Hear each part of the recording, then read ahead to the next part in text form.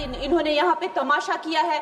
हमारा दिल दहल जाता था इनको देखकर। एसआईआर ये वेल में उतर जाते थे। यहाँ पर इन लोगों ने डराना, धमकाना, धक्का मुक्की, ऐसा कोई इन्होंने किसी तरह की कोई बदतमीजी नहीं है जो एक भी दिन इन्होंने संसद भवन चलने नहीं दिया। अध्यक्ष महोदय जी, मैं आपकी बहुत धन्यवादी हूँ कि आपने मुझे चुनावी सुधारों पर बोलने का मौका दिया है, खासकर इसलिए क्योंकि मैं एक नई सांसद हूँ, मुझे दूसरों का नहीं पता उनका कैसा अनुभव रहा, लेकिन पिछला ये 1 साल मेरे लिए खासकर विपक्ष से रिलेटेड जो है बहुत ही ज्यादा चिंताजनक रहा है। एक तरह से ट्रॉमेटिक मैं इसे कह सकती हूँ।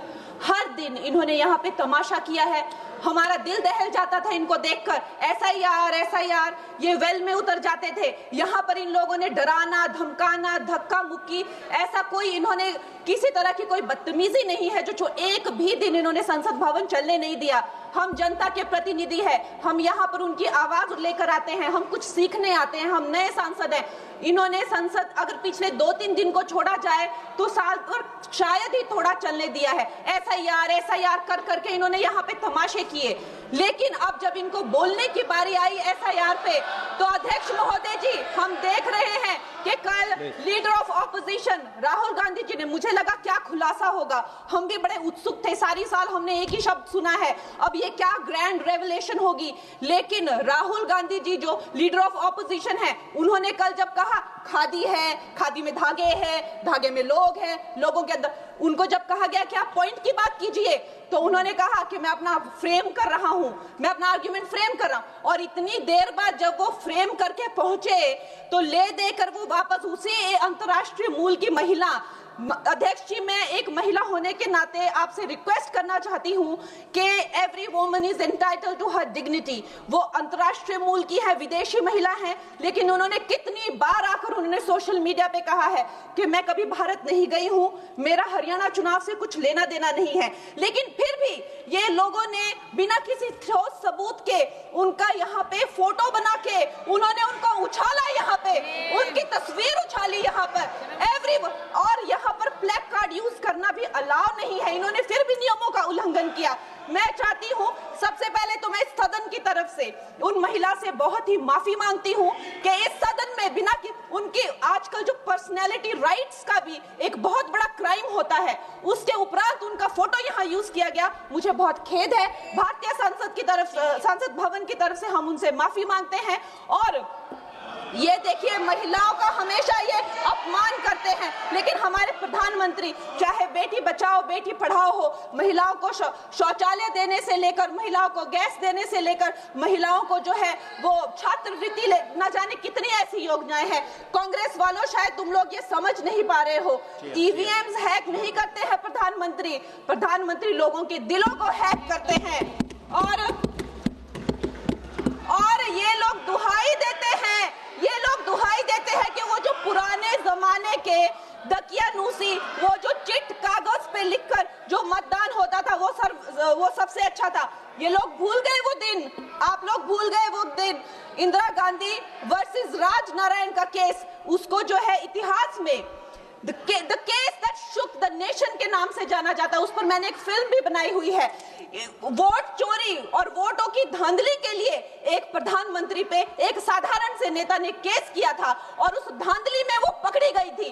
हर उनका जो आरोप है उसमें सच सिद्ध किया गया था और रातों रात उनको कुर्सी छोड़ने के लिए कहा गया था और रातों रात जो है उनको ये आदेश दिया गया था कि आगे इतने सालों तक आप कभी जो है वो चुनाव लड़ नहीं सकते। ये धांधलियां इन्होंने करी हुई हैं और ये जो है उस टाइम के बैलेट बॉक्सों को उठाकर ले जाते थे ये लोग, और आज कहते हैं कि इनको ईवीएम्स जो है वो हैक हो जाते हैं। अध्यक्ष महोदय जी, मैं इनको याद दिलाना चाहती हूँ, प्रियंका गांधी जी कहती हैं कि छोड़ो पुरानी बातें, हम पुरानी बातें नहीं करेंगे, हम पुराने लोगों के बारे में नहीं बोलेंगे।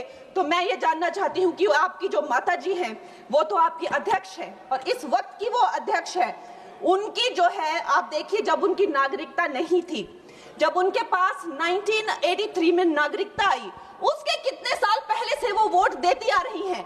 तो ये जो इनका जो परिवार है, एंटाइटलमेंट से जो ग्रस्त ये इनका परिवार है, ये प्रियंका गांधी जी को भी याद रखना चाहिए। चाहे आपका भूतकाल हो, चाहे आपका वर्तमान हो, आप सब लोग, चाहे ईवीएम हो या चाहे कागज पे लिखा हो, जब आप लोगों के चरित्र में जो है किसी तरह की मर्यादा नहीं है, आप लोगों ने कभी भी इस देश देश का, यहाँ की कानून व्यवस्था का, संविधान का कभी आप लोगों ने सम्मान नहीं किया हुआ है। और अध्यक्ष महोदय जी, बिहार में जैसे ही एसआईआर आया, एसआईआर लागू हुआ, हमारी सरकार ने जो है कम से कम 60 लाख से ज्यादा अवैध, अब ये जो सारे अमाननीय वोट कार्ड है, ये सिर्फ घुसपैठियों के नहीं है। कुछ ऐसे लोग हैं जो माइग्रेट हो गए हैं, कुछ ऐसे भी लोग हैं जो इस दुनिया में है ही नहीं। 60 लाख से ज्यादा। और अगर वो लोग जेन्युइन थे तो उन्होंने, किसी ने तो रिक्वेस्ट करनी चाहिए थी कि भाई मेरा वोटर आईडी कैंसिल हुआ है। उसके उपरांत जो है 21 नए वोटर आईडी जो है उन्होंने दिए हैं। और इस तरह का एक माहौल बना बिहार में कि आज तक की सबसे ज्यादा वोटिंग जो है 67% वोटिंग हुई। नागरिकों में ये उत्साह जगा कि जो है इस तरह की जो क्लेंजिंग प्रोसेस है वो होना चाहिए। मैं एक देशभक्त होने के नाते अध्यक्ष महोदय जी, मैं ये प्रपोज करना चाहती हूँ कि हमारे देश में जो है हमेशा महीने 2 महीने बाद हमारे जो शीर्ष नेतृत्व हो गए, सारे अधिकारी हो गए, हमारे जितने भी रिसोर्सेज हैं, हम लोग उनको हर महीने 2 महीने में इलेक्शंस में जो है पुश कर देते हैं। इससे हमारे देश का बहुत ही भारी नुकसान होता है। और मैं ये चाहूंगी कि 1 नेशन 1 इलेक्शन, जो नरेंद्र मोदी प्रधानमंत्री जी जो कहते हैं कि एक वोटिंग जो है डेमोक्रेसी के उत्सव के रूप में, जैसे कि दिवाली होती है, होली होती है, उस रूप में मनाया जाए। क्योंकि ये सिर्फ सरकार का ही नुकसान नहीं है, 10,000 करोड़ से ज्यादा का जो नुकसान होता है सिर्फ वही नहीं है, लेकिन मुझे लगता है कि धीरे धीरे हमारे जो नागरिक भी है उनमें जो वोटिंग फटीक है, बार बार उन्हें जागरूक करना, बार बार कई जगहों से जहां वो काम करते हैं वहां से उनको ट्रैवल करके अपने नेटिव प्लेसेस पे आना और बार बार मार्केटिंग करके, it is exhausting for the whole ecosystem. तो मैं ये प्रपोज करना चाहती हूँ कि 1 नेशन 1 इलेक्शन को लाया जाए। और ये जो भी हमें जिस तरह की जो असुविधा होती है हर महीने 2 महीने में इलेक्शंस की, उससे जो है हम बच सकते हैं। जय हिंद।